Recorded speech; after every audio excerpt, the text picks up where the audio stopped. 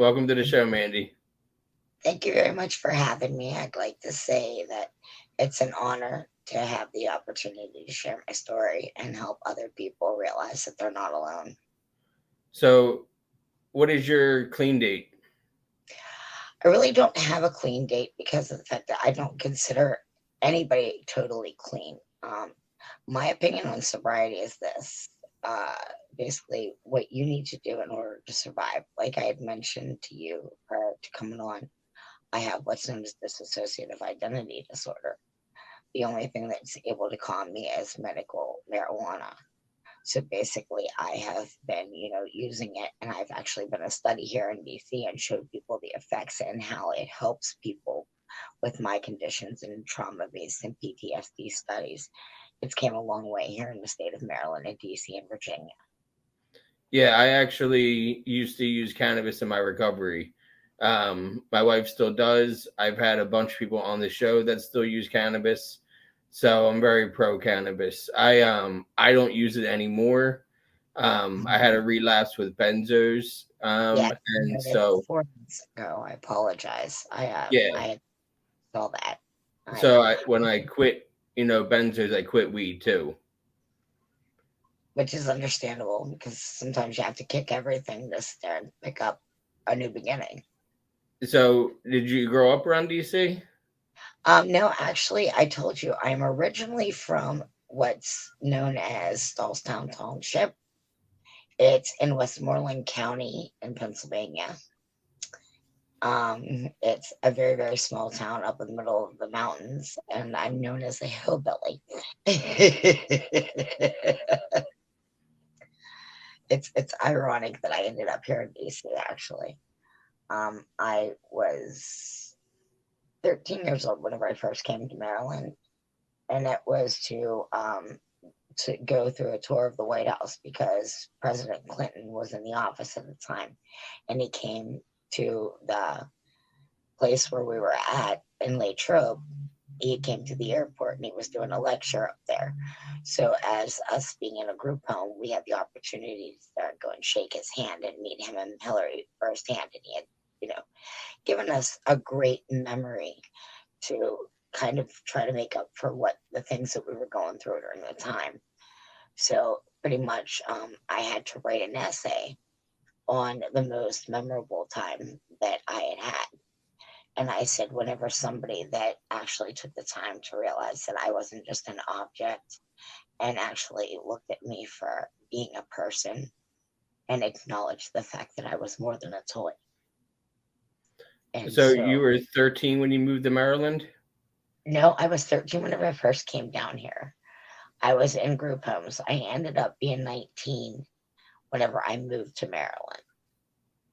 Okay, what were you can I ask about the group homes, what they were from? No, the group homes that I was in, I ended up aging out of the system. I was a ward of the state from the time that I was 13 after I was sex trafficked to a couple in Florida. But prior to that, there was a lot of severe abuse within my family that pretty much nobody talked about. So I was pretty much groomed from the time that I was two until pretty much up until I understood my illness and the reasons why I did the things that I did and the reasons why that I thought that the behaviors that I was doing was acceptable because I was groomed to think these things. I allowed myself to become an object and I played the victim role instead of becoming the victor of my own story. Now, when did you discover did you discover alcohol first or drugs first? Actually, I discovered drugs first. I was introduced to cocaine at the age of 19. I came down and I ended up hanging out with my cousin's boyfriends and his friends, and they were all like, pretty street smart. They were in gangs and all this stuff, and basically, I did cocaine and I smoked a joint. I smoked before, you know what I mean? But up in the mountains, we use it for medicinal purposes, and my parents thought that it calmed me down. So they would start and put it in a vaporizer and let it, rotate through the room. Um, but pretty much it was at that moment that I realized that I knew that it was bad for me. And I felt the rush that it did to my heart. And I could just like almost feel how it was destroying me. And I felt like I was destroyed inside. So it just, I don't know. The first time that I tried it, I really didn't like follow through with it because I had too much to lose. And I realized that during the time, that wasn't the path that I was supposed to take. But I really picked up drugs whenever I was being abused by my husband, and I ended up running away to be with the carnival, believe it or not. And whenever I got back, I ended up having my child, my second child, which was my second daughter. And within a week, they pretty much decided that with the postpartum and everything, my sister in law was going to take my daughter. And instead of, taking care of her for like 1 or 2 days to start give me a chance to recuperate, that pretty much was the end of my rights as a parent. I lived with a Spanish family, so pretty much there wasn't no fighting that.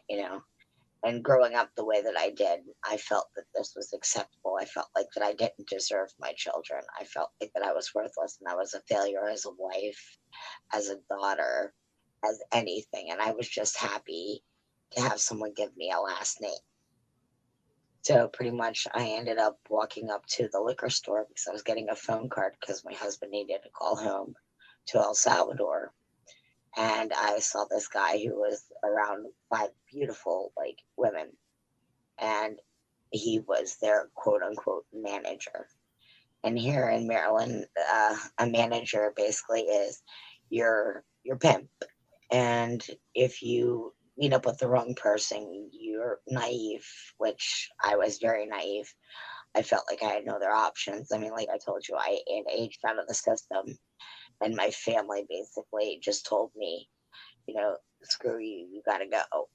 We don't care where you go. You're not coming home. You were never welcome there to begin with. What makes you think it's any different? So I ended up finding my aunt who I like remembered a little bit about her, growing up because my cousin would spend the night whenever I lived with my mom, but it was like whenever we were like 6 and 7 and we would go skating and stuff like that. So I had good memories. And my cousin and my aunt was like, you can come stay with us to go through your last year of high school. And well, I got down there and my aunt decided that she didn't want to deal with me either. So I got down here and pretty much was put in another predicament where nobody wanted me. And I met my husband who needed a green card. Um, How I old needed, were you when you got married? I was 21 when I got married, but I moved in with him and became an instant wife at the age of 19. Like within like a month of knowing him, he pretty much knew he was destined to be mine because I was like stalker type material. He was like the first real boyfriend. Like I went hardcore. I was walking through Langley Park, which during the time was known as the biggest drug capital here in Maryland, DC, Virginia area. It was the most dangerous part of town. Here I am, 3 o'clock in the morning, rolling up. Like, I had just drank a 6 pack of Smirnoff Ice, so I was Barney Badass. And I didn't speak a lick of Spanish during the time. And I had this guy that asked me for a cigarette. And well, by this time, of course, if I'm naive after I get with my husband, I'm 10 times less naive whenever, this guy asked me for a cigarette. My husband decided that he was going to stand me up on our first date. And I was supposed to go with him to his niece's first birthday party, which, in Spanish culture, that's very important. They go all out for those things. So basically, I waited for him till like 4 o'clock in the morning, and this guy like wouldn't leave me alone from like 3:45 on. And then whenever I saw his car pulling down the road, I was like, he's got a lot of explaining to do. And I was so mad that I went to yell at him, and I had only picked up part of the conversation where I understood where the guy that was sitting next to me that asked me for a cigarette told him that I was his prostitute. and that I refused to give him a relationship, and that he had no clue who the hell my husband was, but I was not going to go with him. He was going to get his money's worth. So basically, I showed my true self and I roundhoused the guy in the face. And I told him, I said, right there's your prostitute, buddy.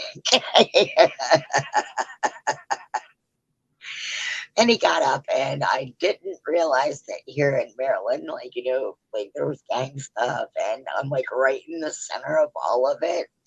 So this guy was a drunk ass, like just a little bottom feeder at one of the gangs. So he pulls out a knife, right? And that angers me even more. Instead of me sitting there having the flight reaction and going and running towards the apartment, I decided that I'm going to sit there and try to roundhouse him again. This time I end up missing, and I had to get back up and gain my grasp.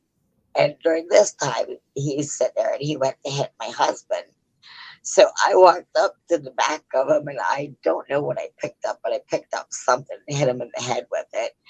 And I looked at my husband because the guy wasn't like really responsive. I had knocked him out. By that next morning, my husband and his whole family, like within 3 hours, decided that we were going to take a trip, a 3.5 hour trip up to PA in order to retrieve my birth certificate and my social security card from my mother. And we were going to drive back the next day. So basically, we got up to Pennsylvania. I got my birth certificate, my social security card, and my mom goes, "You crazy." And started laughing. She was like, "You are not going to be marrying a Spanish guy." And I looked at her and I said, "You're right. You're not going to know that I'm marrying a Spanish guy. Congratulations. This is our last contact. You basically told me where I stood in your eyes, and that's it." So basically, for another 2 years, I didn't have contact really with my mom until I had my daughter. And then she came around. She decided that she wanted to try to be a good grandma. And I decided that I couldn't rob her of that right because we all make mistakes. We all deserve forgiveness. But looking back, I kind of regret that decision because in the end, all it did was made my mom, totally turn my world around. She took my son, and basically, completely denied me of all contact with him. And now she's been dead for 7 years. My son is 19 years old, and he's basically been on his own since he was 12.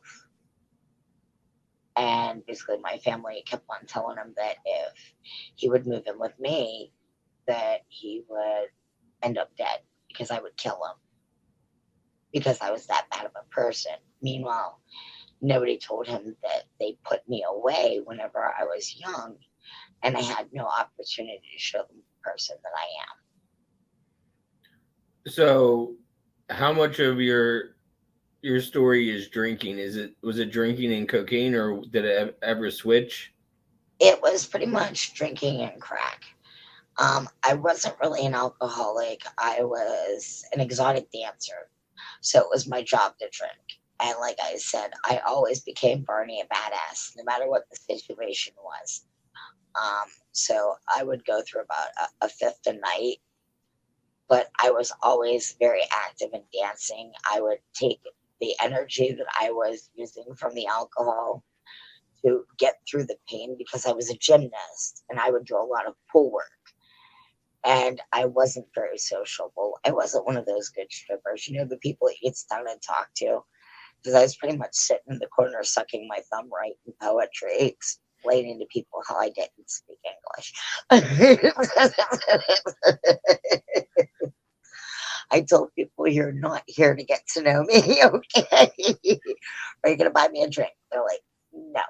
I'm like, "Are you going to tip me?" They're like, "No." I was like, "Okay, then you can move on and find the next one."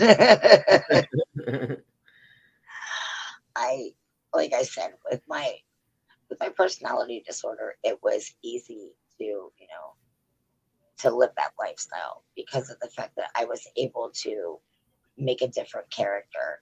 That's, I guess, where my masks came into play. And that's why I had told you this is the first interview that I've actually started off without my mask. I normally wear an anonymous mask because, for several reasons, I believe that within our addiction, before we get into our recovery, which is our rebirth, we're all wearing a mask that we're trying to hide from the world because we're unhappy with ourselves, because we're trying to conform to everybody else's version of us. Oh, I can relate. Look at this blonde hair. That's not natural.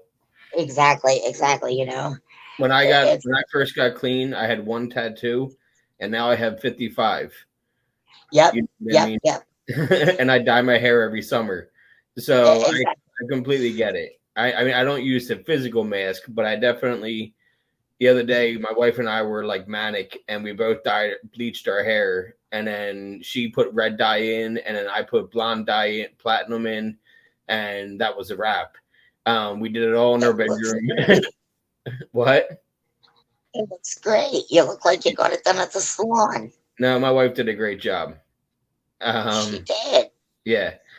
For it's not her first time bleaching and dyeing my hair, so we have experience in this by now.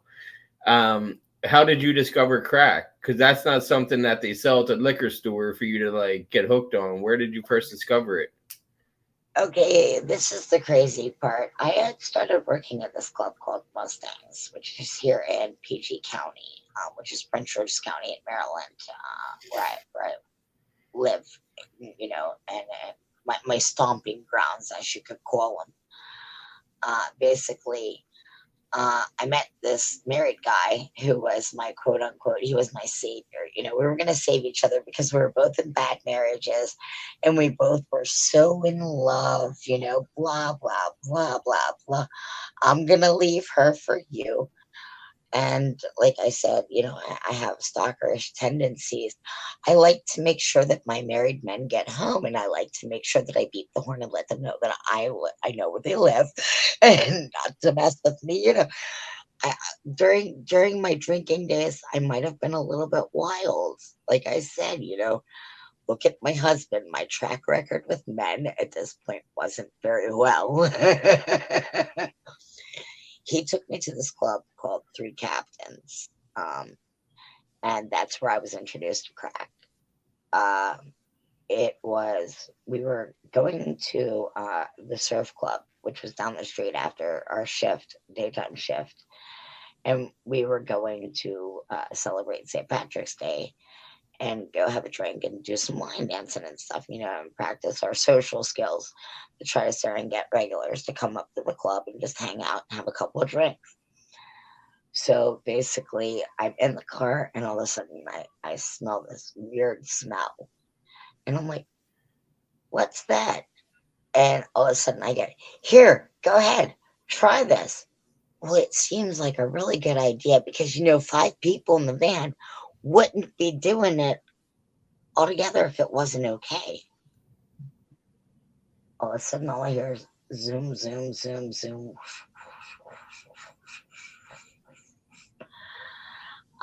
I can't feel anything. Now I could talk, and I mean, like, I became completely a social butterfly, except I became psychiatrist Amanda. At this point, you couldn't get me to stop speaking English. I had completely forgotten Spanish by this point. So I realized that crack was my go to for my energy, for whenever I wanted to be on stage. And I Because when didn't you even, were saying you were on stage before, you weren't yeah, social. It was like you sit in a corner and yeah, just write, and you didn't want to be bothered. But now you discover crack, and next thing you know, you're a social butterfly, and you want to be everyone's friend. exactly, exactly. And it was because of the fact that, like, during that time, I had never really had any friends or anything. I never stayed in one place long enough to make any friends. And I was so afraid of being abandoned that it was hard for me to interact with other people. And the social skills that I had basically growing up, like, to start a conversation would be like, if you said something to offend me, I'd be like, can you please bring up this respect situation is you came to me out of pocket, and you would have to look at me and in response and tell me sure. And then we would have to sit in a meeting like 3 times a day, and we would have to, like, write down everything that we were confronted by, and we'd have to write up alternatives. And then we'd have to go through, weekly goals and stuff like this. This was all a part of my programming growing up. So basically, all this was coming out and me putting it into place, and like I'm like this educated person. Meanwhile, here I am, orphan from the trailer park, basically, an unwanted child. A person that knew her family, and I actually was. I feel like it traumatized me more because they were trying so hard to get me reinstated with my mom that they actually put me in the same town and everything. So I went to school with everybody that knew my backstory. And that's what hurt the most because of the fact that by the time that I was taken from my mother, everybody knew how bad the abuse was and how bad that I was tormented. I had no friends. Everybody picked on me. I was bullied. I was really good at sports and gymnastics and stuff like that. But basically, I didn't want to get close to anybody because, like I said, at home, I'm being told that I'm worthless, that, my only value is being in a bedroom on my back, and like I said, I guess my parents took it really hard whenever I was abused for the first time because I was only 2 years old. Most people are there and like, well, okay, whatever, we're all supposedly abused when we're young. Unfortunately, with my disorder and my PTSD from my disorder, my trauma makes me relive that almost every day of my life whenever I go to sleep. Because you So were you were two. Who was close enough to you when you were two, if you don't mind me asking? believe it or not, my babysitter's son, my mom had went to work, and my babysitter's son had his friends over for band practice. And here it was, they said, "Hey, go upstairs. You can watch the band play." So they decided that they were going to start and continue band practice. But during that time, they were going to rape me and they were going to take turns. And then they were going to sodomize me with a broom. Um, my mom, whenever I went home, because she didn't know how to quiet me and she didn't know what was wrong, she beat me. And that's when she noticed that there was blood in my pamper and that I looked like I was very badly hurt. They took me to the emergency room and confirmed that I had been sexually assaulted. And pretty much my mom couldn't look at me the same way. I guess because she felt like she failed me because she went through it as well. And, you know, it's every parent's nightmare to sit and think that their child has to go through that trauma. And I always felt like if my mom never, got pregnant with me, it would be an ultimate bonus because maybe she would still be alive now. But then I stare and I'm grateful and I remember through my recovery that God doesn't make accidents. Um, if I wasn't born and I didn't survive the things that I survived and escaped from and the lessons that I've learned, I wouldn't have been able to start and help start the very first national dual diagnosis recovery based rally here in DC. We have a walk every year and we've had it for since 2018 was our first year. Unfortunately, in May of 2017, my mom had passed away before we had made it a reality. We were waiting for it to come, and my mom ended up having to get emergency surgery. And she knew that this was her final surgery, so I had to go up and spend, the 3 days with her. And it was very scary because she wanted me to tell my son my story. And I told her that I didn't want to do that to her because I didn't want her final days to be spent remembering how bad my life was. I wanted to take the time to enjoy the time that we had together. And she told me that she wanted me to forgive her, and she wanted to be at peace, and she wanted to let him know that I was telling the truth all along. That she was just trying to completely deny everything because she felt so bad about the way that everything turned out. Um, So the you've been in last, recovery. You've been in recovery for a while then. yes, I've been in recovery for over 13 years. Basically, I got in recovery after, believe it or not, this is the crazy part. I got in recovery after my ex boyfriend of my fourth son, well, my fourth child, which is my second son. Um, I basically got completely involved with getting involved in counseling and all that stuff after I went and fought for, visitation rights for my son because my ex decided he was going to keep him away from me because I worked too much. He ended up not wanting to work and he wanted me to stay home because he didn't like the fact that I worked at my job before me and him met, and I knew my boss for a very long time.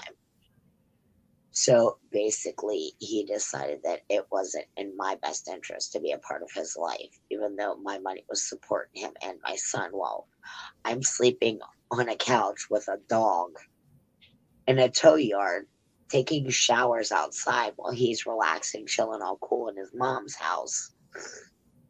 He decides to shack up with uh, I don't know if you want to call her a woman. Um, I don't know what she refers to herself as. I mean, I got you. We can just say it's they are trans. they them. I guess you can say. Because I don't want to offend anybody because, of course, Well, I these days, appreciate you don't want to offend anybody. yeah, these days, you can't be too careful with the way that you approach things. Yep. Um, and basically, he was looking for sympathy and compassion. Like, there was nothing physical between them. But I found out through my father calling me. And that's not a call that you want to get from your dad saying, "Hey, have you looked?" Excuse me. Have you checked out my grandson's Facebook page here lately, honey? I was like, no. He's like, well, I think you need to sit down and stay on the phone with me. He's like, because you're gonna shit bricks. And I'm like, Dad, just tell me. I don't really feel like looking what's going on with Maddie right now. I said, me and Matt aren't on good terms. He's like, okay, that explains why there is someone else on your son's cover picture, and why she was talking that she was thankful to Matt for everything that him and Maddie were helping her through. And I was like, Dad, what? He's like, yeah. Like, well, he's like, in this case, whenever you say somebody's got some big balls, yeah, it's pretty much this is the case, Mandy. And I was like, Dad, please. I said, this is just not the time, right? So at this time, I was like, I'm so tired of all this life. I'm so tired of the chaos. I'm so tired of the trauma. I'm so tired of the drama. I'm so tired of, wanting to escape from everything. I need to actually escape. I ended up meeting up with other cousins that I had down here that I wasn't really close with because my aunt left their father whenever they were growing up and they never really ventured back up to PA. So they really didn't know what my story was. They just knew that I was, going through rough times, and they knew that I was struggling with addiction because they had heard through the streets, and pretty much the gossip, the grapevine. Because whenever you're the black sheep, everybody gets to hear about you, but when you need help, nobody knows who you are. Black So sheep. I get it. yeah, so basically, it was like my cousin was like, "Hey, look," he's like, "I'm gonna give you an opportunity to change your life. You can do everything that you do here for us. He was like, and you can live in a stable environment and we can help you get back up on your feet. So basically, I was scared and everything because, see, basically, that's what recovery is, taking that giant leap of faith, not knowing what you're going to get into, but being willing to journey through that. I called him and was like, okay, look, I put in my 2 weeks' notice because I want to be professional. I said, however, they're being very hostile towards me, which they were because, of course, I'm living on their lot. I have no other place to go. Of course, if my, need be, my cousin would come and get me, but I was determined to be the bigger person because, they had known me throughout my whole addiction, and I wanted to remain clean for the rest of the time that I was there in order to be the person that I was determined to be whenever I got down here. Were you still a dancer? No, I wasn't. I was at this time, I had been a roofer, and also I was a dispatcher for a tow truck company. That's quite the resume. Yes, yes. Look, look. Okay, first off, my first job was I worked at Claire's. No, Afterthoughts. Then I started working at Claire's.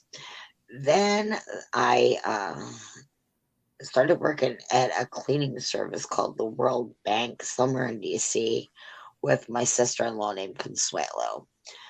Then I took a break because my husband wouldn't let me work. I was pregnant. Then I started working at the carnival. Then I What'd you became do at pregnant. the carnival? I was Games, the games, rides. games, games, and I also helped with tear down. I would always help tear down the key to the carnival. Do you know what that is? No. The key to the midway is the carousel. Okay. So I would My always, wife did the carnival when she was 16. She followed a carnival when she was like 15 or 16, and she oh did god, games too. So I've heard about some oh, crazy stories. oh yes, oh yes, oh yes. The things that they do. I mean, this is seriously. The carnival was the perfect escape because there was no paper trail of you. You could start fresh in a new town everywhere you go. You didn't have to start and develop good relationships with the carnies because you know, you would have a bunk is what you would stay in if you were a traveler. Now, if you were a local, of course, they would start and give you rides back and forth, which I started off as a local, and I started off in the dime pitch. And then it was funny because of the fact that they heard me heckling these guys because I was standing there with my friend at with the dunk a ball or the rollerball thing. The So I what? would the rollerball where you start rolling your race to people to Oh, game it live. Okay. So basically, I'm like, come on, grab a seat at the rollerball. $2 to play, $2 to win. Come on, folks, step right up and sit on it. And basically, they were like, do it again, but do it in Spanish. So I was like, bienvenidos a la carnaval. Si lo quieres, sentate. Mira, señor, tú no quieres ganar algo por su mujer. And they're looking at me, they're like, who is this white chick speaking perfect Spanish? how old were you? I was 21 and I was 7 months pregnant. So basically, the dime toss, they didn't need me. But at the next stop, which was like 45 minutes up the road, but they were staying down in my area. So the carnival clowns decided that they offered me a ride if I'd go up and I'd work at the rollerball. Well, you know, by this time, me and my husband are already having problems. And here I am, a codependent. I need a friend. Well, apparently, I thought it was a great idea to leave my husband 9 months pregnant for the crown of the carnival. Yeah, Was I that your thought second kid? no, yeah, that was my second kid. That was my second daughter. See, I have Haley, Kira, Clayton, and Matthew. And basically, What are the age gaps? Haley is 24 now. Kira is 21, or she just turned 22. Um, Clayton is 19, about to be 20, and Maddie is 14. Okay, so you didn't have them. You had them every couple years. Yeah, yeah, yeah. Basically, my kids they weren't exactly planned, but they weren't exactly accidents either. They were accidental intentionals. You know what I mean? Yeah, that makes sense. It was God's timing, not mine. You know, but then again, is anybody really prepared for that realization of becoming a parent? Yeah, exactly. Um, And oh, I'm sorry. Go ahead. no, I was just curious. When you got done at Carnival, what did you then do? Well, basically, that's whenever I was forced to return back to my abusive husband. And then, like I had said, after I had my daughter, basically, I had met my pimp, my manager, and that's whenever I began exotic dancing, and that's whenever pretty much everything started going downhill. I ended up getting saved from being sex trafficked right away by my friend who just recently passed away. I went to this local, bar, and being that I had a low self esteem and I really didn't know anything about dancing or anything, I just knew it was like a go go bar. So basically, in PG County, you have to wear garters and you have to wear a thong or a G string, and you can't show everything. You could show your boobs, but uh, out in the dance floor and everything, you had to be completely covered. And there was no physical contact. So I thought that, the idea of dancing was to just get up on stage and dance. Well, basically, I ended up, before we got to any of the clubs, had to go and pick up my coworkers with my manager. And we entered a studio where this guy was sitting there getting fellatio in front of me. And this girl's like, man, I've been dealing with this for a half an hour. He's not going nowhere. She's like, I can't no more. She's like, I just can't. And he looked at me, he goes, okay, fresh meat, your turn. And I looked at him, I said, no, thanks. Not my ordeal.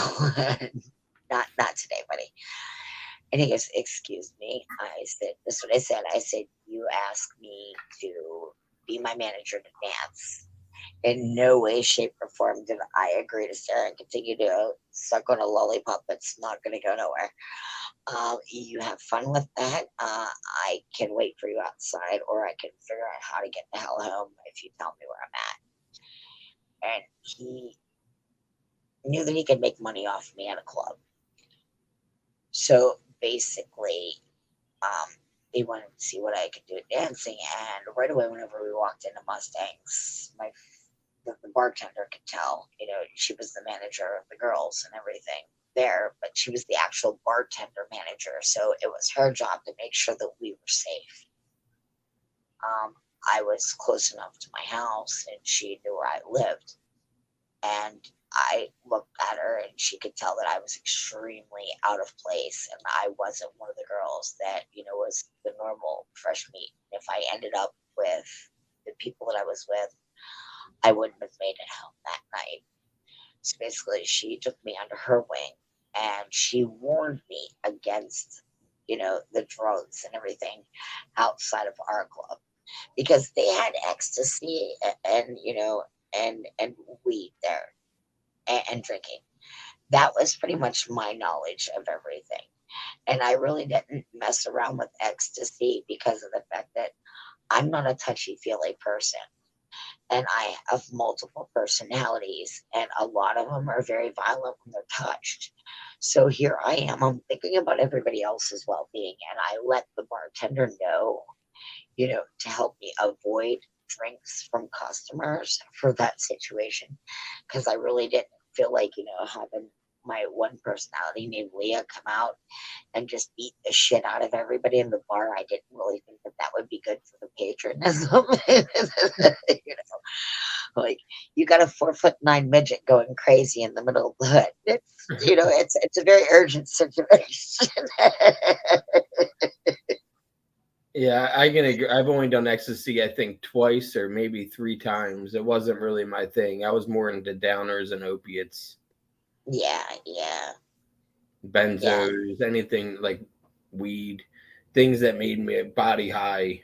I was yeah. into acid. I was into acid. Um, Acid, but it could be scary though sometimes, depending Oh on what yes, you're doing.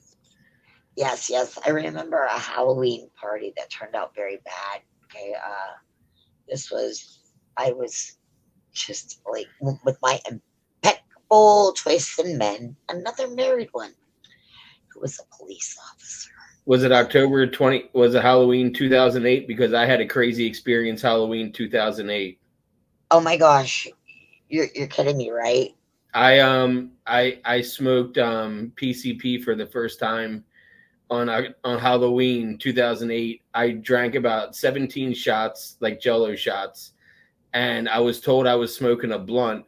And then when I was done smoking the blunt, he was like, that's wet, right?" I'm like, "What did you just give me?" And he was like, "Wet PCP." And I've only smoked PCP twice, and both were by accident. Both I was lied to, and I smoked on thinking I was just smoking weed, just to find out they were wet both times. And I completely spiraled and walked home, threw up everywhere. It was like the worst night ever. And it was Halloween 2008. It was a Friday. Yep, And it yep, was yep, not a yep. good experience Friday for night, Friday night. Yep, because of the fact that I was in Clinton, Maryland at my best friend's Halloween party. Right beforehand, my friend told me that he was not coming over until about 3 o'clock in the morning. So, me and my infinite wisdom decide, "Bum, bum, bum, bum, he's not going to be able to tell him hi." So I start off, I do a couple of lines of coke. I have sinus problems, so coke really didn't get me anywhere other than 3 days later. It was like that was the pick me up just in case. So then I decided to smoke a 16th, and I decided that like at about you. 10 Decided to o'clock, smoke a what? I decided about a 16th of crack, and I took, I think it was 4 oxycodones, because my sugar daddy at the time basically had everything laying around for me that I wanted, except for weed, of course. This was the worst thing in my life. All right. See, I think that life would have went so much better for me had I just been able to find a consistent plug with weed. I could find everything else but weed, and I really didn't want to find anything but weed. You know what I mean? Yeah. But because of the fact that in the normal behaviors of human instinct, it's really difficult to understand who you really are, because you want so bad to be accepted by somebody, and then you finally realize that, hey, you have the connection and you have the ability and access to the money, and he's going to spend it anyhow. So why not just, pretty much think about it as a way to start understanding how people work. I guess that wasn't the right thing for me. And probably in my best interest, it was something that I shouldn't have done. But looking back at it, like I said, I take it as a stepping stone, and well, pretty much that's all you can do.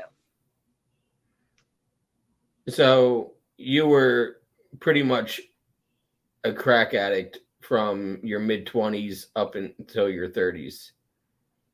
Yeah, pretty much. And then one day I was watching the show Intervention, And I just sat back, and this was after my third overdose. I was brought back to life 3 times in a matter of a 3-week period. Um, and I continued to go because that was what I wanted. You know what I mean? Each time that I would come back, I would be more angry because of the fact that they didn't let me go in peace. Because by this time, all 3 of my children were gone from my life. You know what I mean? And all under traumatic circumstances. And I just felt like a complete failure. And I felt like I would be better off for them if by chance I would just, you know, stop existing. So pretty much whenever I think about, all of the decisions that I made, it was out of fear. Um, it was out of compassion that I thought was right thinking whenever now as an adult looking back at it with the help of my daughter, who pretty much just recently started reconnecting. She's been in the military since she was about 17. Like I said, she's been gone for a good 7 years now. And the first place she was deployed at was Germany. And then she moved to Alaska with her husband, and now they live in Montana. And basically, our relationship was very estranged after everything that went on because I was very honest with my children.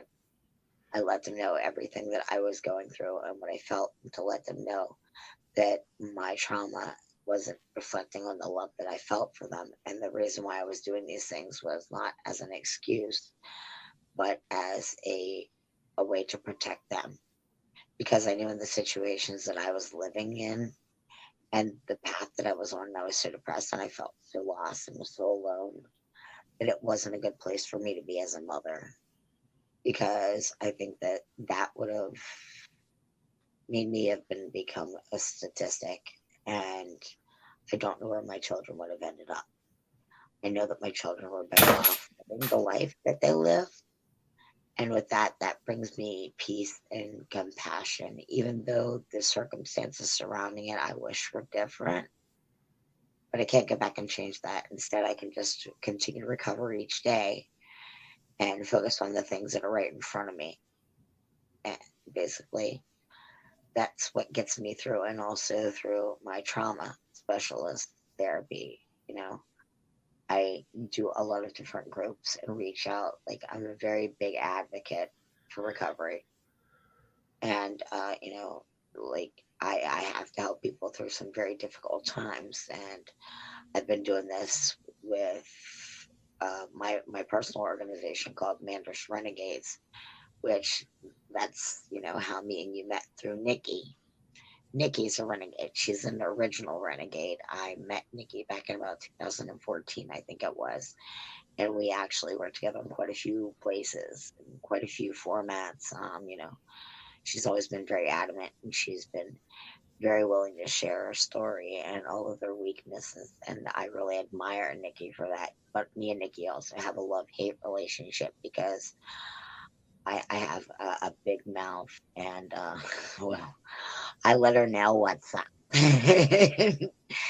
And sometimes I can be brutal about it, and she just, she takes it, and then she realizes that I'm saying it for her best interest, and she just takes it with a grain of salt. However, she knows that I have my good days and I have my bad days. But every time that, me and her interact, we interact really, really great because we make a great team. We have similarities, and we have a lot of past experience with each other that makes us be able to be more relatable to other people. Yeah. I'm glad that you are where you're at in your recovery to where you can actually be open about your story. Because I know it's never easy to talk about your history and all that kind of stuff. I mean, how else were Definitely. you supporting your habit when you weren't a dancer? Basically, I had a sugar daddy. Like, that was all taken care of. Uh, if not, then, well, basically, here's what ended up happening. Went wrong, where I ended up becoming sex trafficked again. Um,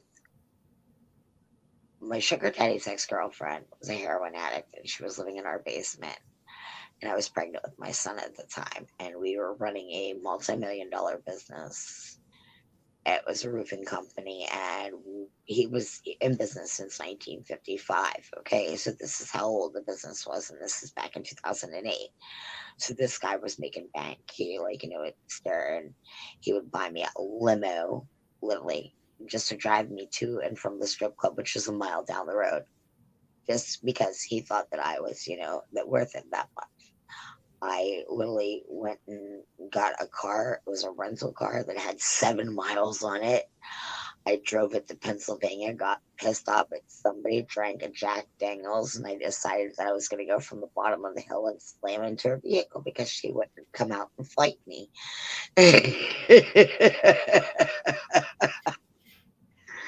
And then somehow I hit a couple of trees and I wound up at my grandmother's house. Um, the keys still inside the vehicle. However, the motor was in the front seat. I was laying on the floor. Good times. But So basically, so that happens. I mean, it happens to the best of us, I guess. yeah, Um, demolition derby. Pennsylvania's famous for it. I was just playing the part. Practice makes perfect. Oh boy. well, how do you But feel now that you told your story? I actually feel a lot better because of the fact that I thought it would be a lot more difficult, and I thought that I would actually transition in between, telling my part and everything. And I thought it'd be a lot more emotional. But I think that with each time that we, have the ability to share what we've learned from it, getting past the initial scare of it, I think that it becomes more stable for us to talk about because we It's no easier longer to see. talk about. Yeah, for Yeah, sure. I mean, I found it very difficult in the beginning to be open about my story, but the more I shared in my past on other podcasts and, doing my show and sharing with the guest, yeah, it's gotten a lot. I'm more numb to the feeling, and I can say something without getting emotional because I've yeah. said it so many times now that it becomes second nature to be, this is who I am. This is where I Exactly. was. It's no longer a demon because of the fact that our demons are things that still haunt us. If Yeah. you still have that initial, like, gut wrenching feeling whenever you start and you bring it up, then that It's like the means saying is our secrets keep us sick. exactly, and it's true. It is so true, and I'm so glad that you say that because, like I said, recovery is rebirth. Okay, basically, whenever we share our stories, I don't know if it's the same for you. Whenever I share my story, each time it gets easier because I don't focus on all of the trauma. I just sit there and share the trauma and I move on from it. Because I want one thing, if anybody takes out of my story, A, you're not alone. No matter what your story is, it's relatable to somebody. Somebody can understand something and they can interpret something out of it. Recovery is not a one definition thing, it's a very universal based thought. It's came a long way since, 20 years ago. Hell, it's came a long way since 10 years ago. Let's look at the obvious. I mean, our street drugs today are not the same. Okay. No, I'm And I'm a, I'm almost afraid to relapse on opiates. yes, yes, me too. Okay. Like, honest to God, like, that's probably why I don't go and take street drugs anymore. I go straight to the dispensary because I'm like, I'm deadly afraid, Before I used to stare and chase after that death. But now it's like it's right there in front of me, and I'm like, no, I'm not even going to take the 50-50 chance. Plus, because of the fact that I've came so far in my recovery, because I want to let people know when you do take a leap of faith and you actually start and you continue to remind yourself that you're stronger than your past and you're not based on your past. If you try to start and be basing your recovery on everybody else's ideal of recovery, this is how we fall. Everybody has their own individual thumbprint, and we have our own individual minds. So, in what way, shape, or form do we think that each of our minds are individually formatted to completely recover in one way?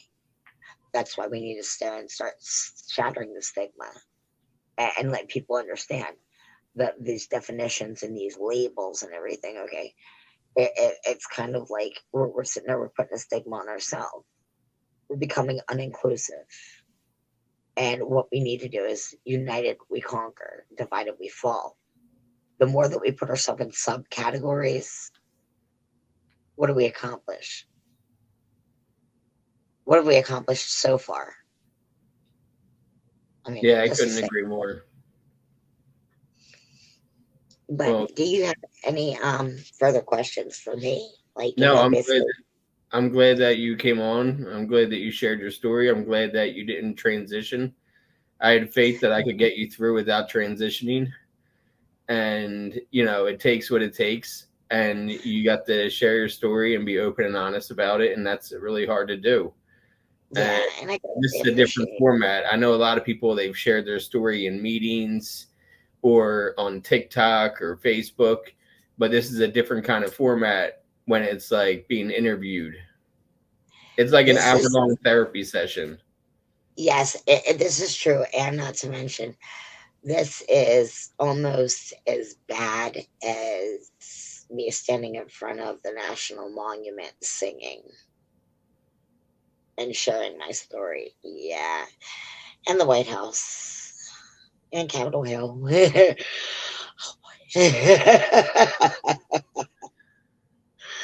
Uh, I and appreciate the I Trump appreciate you coming inauguration. on, Mandy. I appreciate you, us being able to finally come together.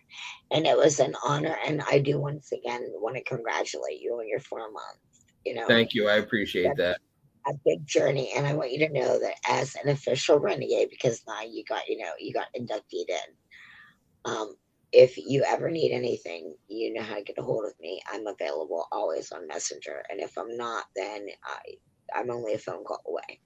Sounds good to So, me. and that goes for anybody, if anybody wants to start and get in touch or anything and just needs somebody to talk to or somebody to listen to them, I'm very empathetic. I'm not judgmental. I'm very brutal, but I'm not going to stare and let you go away without feeling like you're relieved and make you laugh because trust me, I can be pretty funny looking if I want to be. My friends tell me that I'm special.